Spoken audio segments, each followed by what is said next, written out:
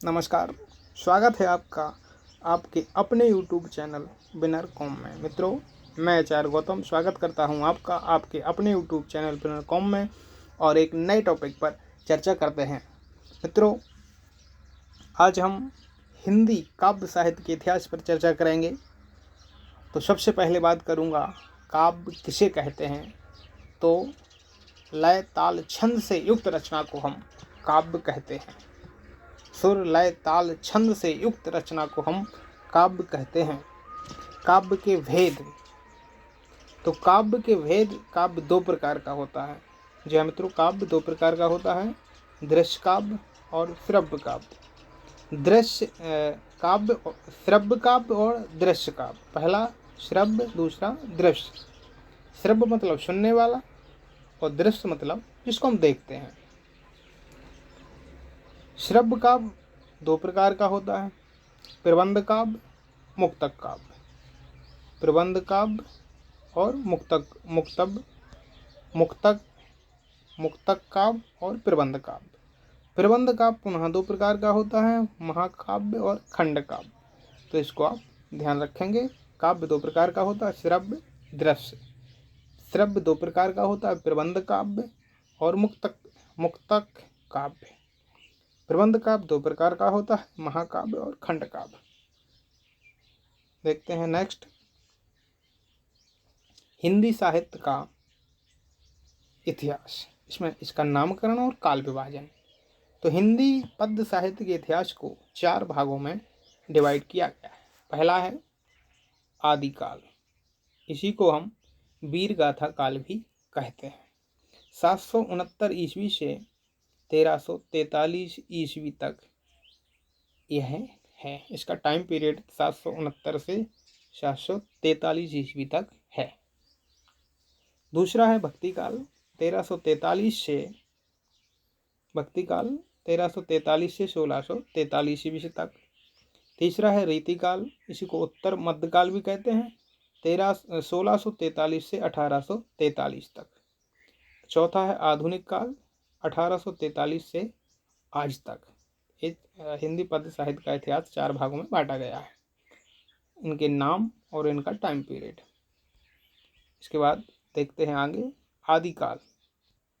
आदिकाल का नामकरण हिंदी के प्रसिद्ध आलोचक और इतिहासकार आचार्य रामचंद्र शुक्ल ने आदिकाल का समय 943 से 1318 बताया है। कहीं कहीं ये ऐसा लिखा रहेगा, आप इसको देख लेना। मतलब तो इसमें भ्रमित नहीं होना, अलग अलग साहित्यकारों का अलग अलग मत है।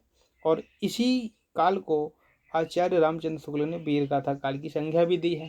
वीर गाथा काल की संज्ञा इसलिए दी गई है मित्रों कि इस समय जो साहित्य रचा गया उसमें मैक्सिमम अधिकतर वीर रस से प्रधान रचनाओं का वर्णन किया गया। मतलब उस समय जो रचनाएं लिखी गई उनमें अधिकतर वीर रस की प्रधानता दृष्टिगोचर होती है। दूसरा भक्ति काल। तो भक्ति काल को दो भागों में बांटा गया है, इसका आप ध्यान रखेंगे, निर्गुण भक्ति शाखा और सगुण भक्ति शाखा। निर्गुण भक्ति शाखा को पुनः दो भागों में बांटा गया है, ज्ञानाश्रय शाखा। और ज्ञानाश्रय शाखा का जो प्रवर्तक कवि है उसका नाम है कबीरदास। ज्ञानाश्रय शाखा का प्रवर्तक कवि कौन है? कबीरदास।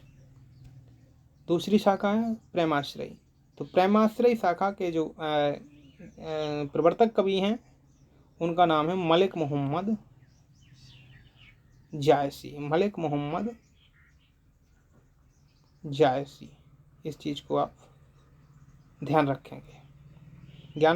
भक्ति काल दो भागों में बटा है, निर्गुण भक्ति शाखा, सगुण भक्ति शाखा। निर्गुण भक्ति शाखा पुनः दो भागों में बटा है, ज्ञानाश्रय शाखा और प्रेमाश्रय शाखा।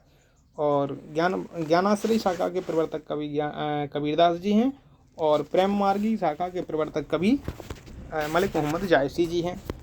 सगुण भक्ति शाखा को दो भागों में बांटा गया है, कृष्ण भक्ति शाखा और राम भक्ति शाखा। तो कृष्ण भक्ति शाखा के प्रमुख कवि सूरदास जी हैं और राम भक्ति शाखा के प्रमुख कवि कौन है? तुलसीदास। तुलसीदास का नाम आप जानते ही हैं। तो तुलसीदास जी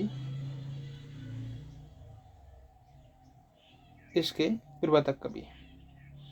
देखते हैं नेक्स्ट।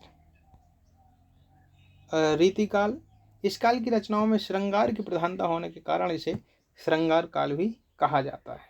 फिर है नेक्स्ट आधुनिक काल। तो आधुनिक काल को 4 भागों में बांटा गया है। पहला है पुनर्जागरण काल, इसे भारतेंदु युग भी कहा जाता है और यह 1800 से लेकर 1900 ईस्वी तक माना जाता है। दूसरा है जागरण सुधार काल, इसे द्विवेदी युग भी कहा जाता है और यह 1900 से 1918 तक माना जाता है। तीसरा है छायावाद काल, इसे शुक्ल युग भी कहा जाता है, 1918 से 1938, कहीं 36 भी लिखा रहेगा, तो इसमें कन्फ्यूज होने वाली बात नहीं है। अलग अलग साहित्यकारों ने अलग अलग किताबों में अलग अलग मिलता है, लेकिन मैगजीन में ही मिलता है, इसलिए मैंने इसका मेंशन किया है। फिर है छायावाद उत्तर काल या शुक्लोत्तर काल। तो इसमें है पहला है प्रगतिवाद, दूसरा है प्रयोगवाद, 1938 से 1953। और फिर है नई कविता का युग, 1853 से वर्तमान में इसका चल रहा है, तो इसका भी आप ध्यान रखेंगे। इस तरह से ये रहा मित्रों हिंदी पद साहित्य का इतिहास। बहुत ही संक्षिप्त में महत्वपूर्ण चीज़ें जो मैं मेंशन करने योग्य थी मैंने उनको किया। तो ऐसी ही महत्वपूर्ण वीडियो को देखने के लिए जुड़े रहिए हमारे चैनल के साथ। मिलते हैं अगले वीडियो में, तब तक के लिए नमस्कार। आपका बहुत बहुत धन्यवाद।